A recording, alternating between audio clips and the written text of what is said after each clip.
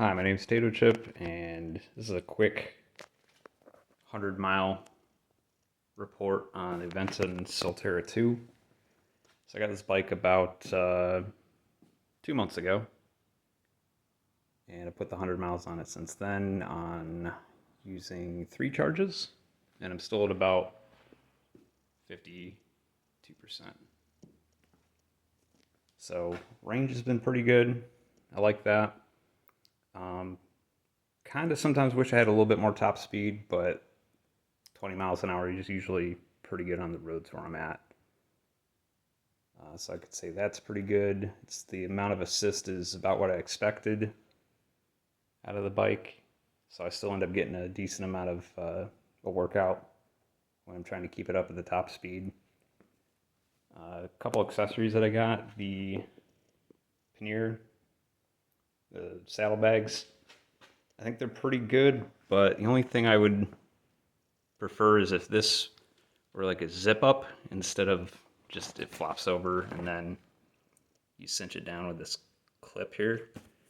I'm not the hugest fan of that. If like the whole thing was like how the side was, if you had like one of these zippers with a little flap over it and it just went all the way around and made a box, I think that would have been better. But they hold a decent amount. Like I go pick up some light groceries, make trips to Harbor Freight, stuff like that, instead of taking the car. A couple of things I got, which are kind of nice. It's a portable bike pump. I got that from a local bike shop. Same thing with the water bottle. I complain about this mounting right here. It kind of sucks for holding the water bottle in.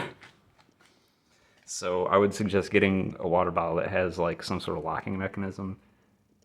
What I did was I glued on some neodymium magnets, and so it you can snap it in and out, and it holds on pretty good. It didn't fall out once on the ride today, and I hit some pretty decent bumps, so that was good. I think other than that, that was pretty much like the good things about it. A couple snags I ran into. Right around like the 60-mile mark, I started like, I don't know if you can hear that sound. It's kind of like a light tingy sound when something scrapes against the metal there. Well, what had happened, it took me forever to figure it out. I started like pulling off, I was about to pull this whole thing off.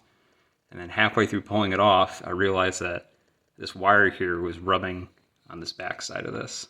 So all I did was take another little zip tie and tighten that up there. And before I did that, I actually hit it with some liquid tape because it had started wearing through the outer insulation.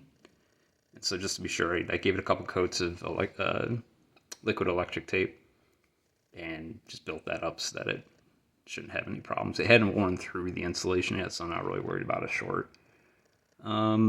The brakes have been pretty good. This first bike that I've gotten that's used disc brakes, so that was kind of like an interesting experience. My old bike was a Huffy Backwater, and I've had it for like 25 years or something. And that just uses the little rubber brakes that squeeze like right here on the rim. So the disc brakes were fine. I had to make a couple adjustments on them when I got the bike. But that wasn't too hard to figure out. I've done car brakes, and it's basically the same thing. I just had to make a couple adjustments so the pads weren't dragging. But yeah, I think overall, I've enjoyed it. And I think it's a pretty good buy if you just need like a decent road bike. It handles even pretty good without the battery. Like there's a couple times where I ran out of battery on the way back. Well, one time mainly. Got it down below like 15%, decided to shut it off and just pedal the way back. And it wasn't too bad. The gearing was okay for just unassisted pedaling too. If you drop it down to the lower gears, even the higher gears, once you get up to speed, aren't bad. So I think all in all, I've enjoyed it and I recommend. Thanks for watching. Have a good one.